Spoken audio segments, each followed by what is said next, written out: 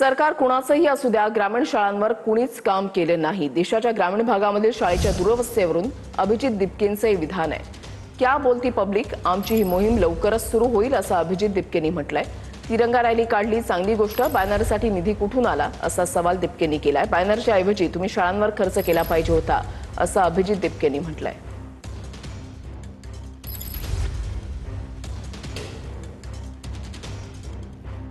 सरकार कुणाचंही असू दे, ग्रामीण भागामध्ये शाळांवर कुणीच काम केलं नाही असं अभिजित दिपके यांनी म्हटलेलं आहे आणि आजपासून त्यांच्याकडून याची दखल घेण्यात आलेली आहे. अभिजित दिपकेंचे महत्त्वपूर्ण विधान, क्या बोलती पब्लिक, आमची मोहीम लवकरच सुरू होईल असं दिपकेंनी म्हटलंय. सप्टेंबरपासून आपण क्या बोलती पब्लिक हे अभियान चालवणार, कुठून तयारी आहे त्याची तयारी चालू आहे. आमचं संघटन बनते बाकी राज्यात आणि सप्टेंबरच्या पहिल्या आठवड्यापर्यंत आम्ही आमचं क्या बोलती पब्लिकचं तेही सुरू करू आम्ही.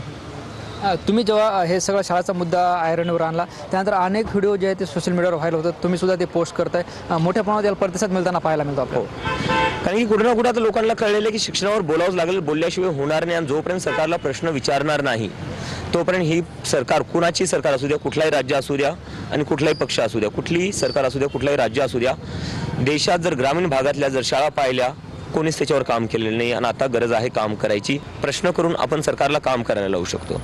आज आपण बघतो छत्रपती संभाजीनगरमध्ये मुख्यमंत्र्यांनी एक तिरंगा यात्रा काढली होती.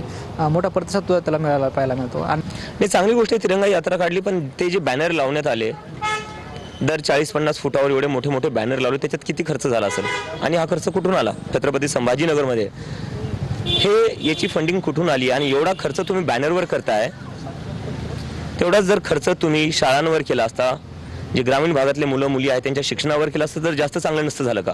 तुम्हाला नुसते चेहरे चमकवायचे का मुलांचं भविष्यही घडवायचं, हे कुठं थोडा विचार केला पाहिजे. कॅमेरा पर्सन अमित आडेसह, ज्ञानेश्वर लोंढे, TV9 मराठी, छत्रपती संभाजीनगर.